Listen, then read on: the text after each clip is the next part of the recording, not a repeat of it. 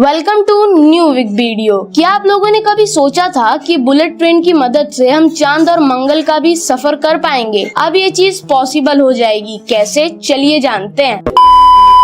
सबसे पहले ट्रेन बनाने की शुरुआत साल 1604 इंग्लैंड में की गई थी। उस समय डिब्बों को घोड़ों से खींचा जाता था। बाद में साल 1804 में रिचर्ड ट्रेविथिक द्वारा पहला भाप से चलने वाला इंजन ट्रेन बनाया गया था। बिजली से चलने वाली दुनिया की पहली ट्रेन स्कॉटलैंड में बनाई गई थी सन 1837 में। उसके बाद दुनिया की पहली डीजल से चलने वाली ट्रेन बनाई गई थी 1912 स्विट्जरलैंड में। लेकिन वो कहते हैं ना कि जैसे जैसे समय बीतता जाता है वैसे वैसे चीजें एडवांस होती चली जाती हैं। इसीलिए 1964 में जापान के एक इंजीनियर हाइकाडो सीमा ने बुलेट ट्रेन का आविष्कार किया, जिसकी एवरेज स्पीड होती है 260 किलोमीटर पर आवर की। लेकिन बुलेट ट्रेन ही सबसे तेज चलने वाली ट्रेन नहीं है। अब समय बदल गया है। अब बुलेट ट्रेन को भी पीछे करने आ गई है स्पेस एक्सप्रेस, जिसके अंदर बैठकर आप धरती पर नहीं बल्कि स्पेस में ट्रेवल करोगे,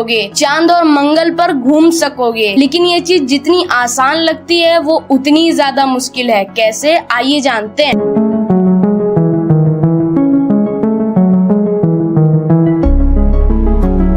भारत कई स्पेस अभियानों में लगा हुआ है। अमेरिका फिर से चांद पर जा रहा है। चीन मंगल ग्रह पर खोज करने में लगा हुआ है। वहीं रशिया अभी चंद्रमा के लिए एक नया मेगा प्रोजेक्ट प्लान कर रहा है।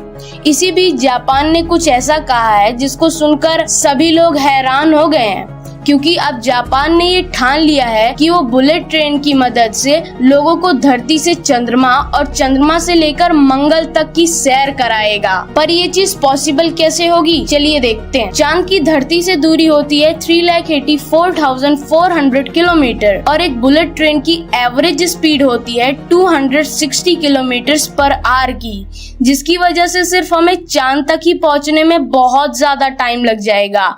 मंगल की तो बात ही छोड़ दीजिए, जिसकी वजह से हमें स्पेस एक्सप्रेस की स्पीड में भी इम्प्रूवमेंट्स करने पड़ेंगे। उसके बाद हमें धरती से लेकर मून तक और मून से लेकर मार्स तक एक ट्रैक बनाना पड़ेगा, जिस पर एक्चुअली में स्पेस एक्सप्रेस चलेगी। और इतना सब काम होने के बाद आधा से ज्यादा काम तो बचा ही है, क्योंकि हम मून या फिर मार्स पर पहुंच तो जाएंगे, लेकिन वहां पर एक अनुमान के हिसाब से हमें स्पेस सूट पहनकर नहीं बैठना पड़ेगा। हम वहाँ पर धरती जैसी एक नॉर्मल लाइफ जी पाएंगे, क्योंकि हम रहेंगे वहाँ पर एक आर्टिफिशियल स्पेस हैबिटेट के अंदर, जिसके अंदर बहुत सारी चीजें होंगी जो कि एक इंसान को जिंदा रखने के लिए जरूरी है। इस आर्टिफिशियल स्पेस हैबिटेट के अंदर धरती जैसा माहौल बनाया जाएगा, क्योंकि इसके अंदर पेड़ पौधे, पानी, आपका अपना घर, पार्क जैसी कई सारी चीजें होंगी। और ये सिर्फ एक कल्पना ही नहीं है। इंडियन हेराल्ड की रिपोर्ट के अनुसार जापान की क्योटो यूनिवर्सिटी और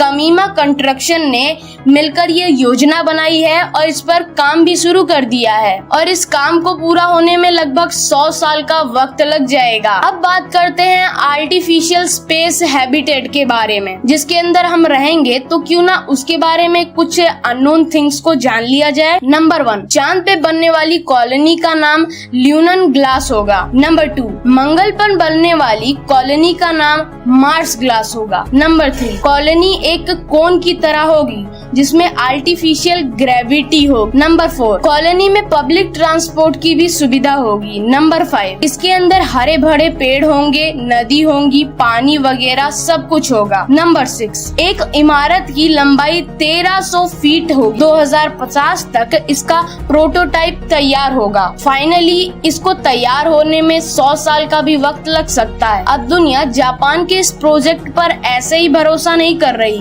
जापान ने पहले भी कुछ ऐसी चीजें कर ये प्रूव कर दिया है कि जापान बड़ा सोचता है और बड़ा करता भी है। अब देखते हैं कि इस प्रोजेक्ट को पूरा होने में कितना टाइम लगता है और एक टिकट की प्राइस कितनी होगी। ये तो आने वाला वक्त ही बताएगा। लेकिन आप आने वाले वक्त का इंतजार ही क्यों कर रहे हो? आप अभी सब्सक्राइब कर दो ताकि ऐसे इंटरेस्टिंग वीडियोस और देख सको।